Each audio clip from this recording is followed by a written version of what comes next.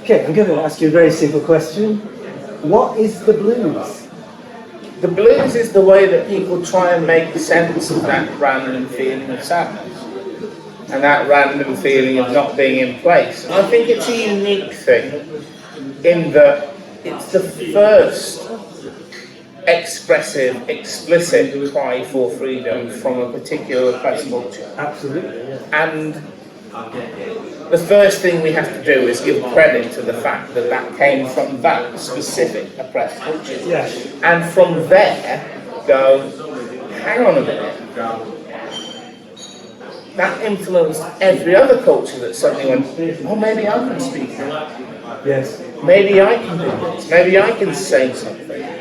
Maybe I can have a different voice in that space. Yeah, it opened the door. It opened the door. It's the first protest music. I think it was the only form of expression they really could do, because they weren't allowed to talk politically, were they? But within the music.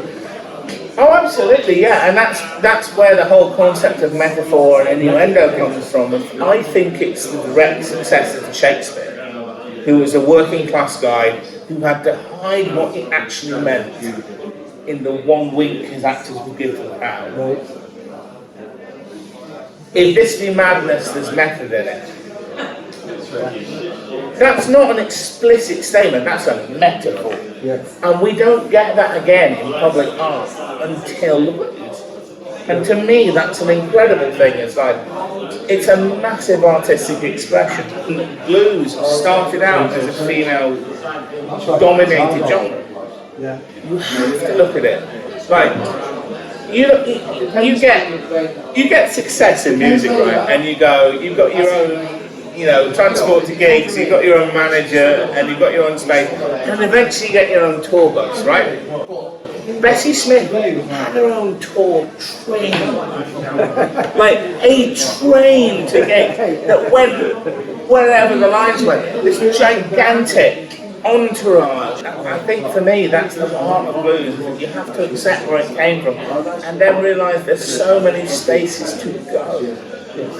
And you watch that fantastic film of all the youngsters at Carlton railway station watching Muddy Waters play. Have you ever seen that? With Rosetta Tharpe playing. Yeah. And there's the whole set where the best shot is, and it's so staged, is they walk from what's now Deansgate down to Charlton. They shoot the shot of Muddy Waters walking along the side of the train, and he's singing the whole way, right? In lapel mic, and there's this guy behind him, and you see him in the footage running with his little portable tape recorder. But you think, how did they know that would work here? How did they know that industrial, oppressed Middle America would resonate here? And the answer is because it did. Yeah. Like, they were the people, like Bill Brunsey came over here in the 50s and went, people all said, hello mister. No one's ever called me mister. And Manchester particularly, and Liverpool, and that Northwest thing of like, yeah, you're just one of us.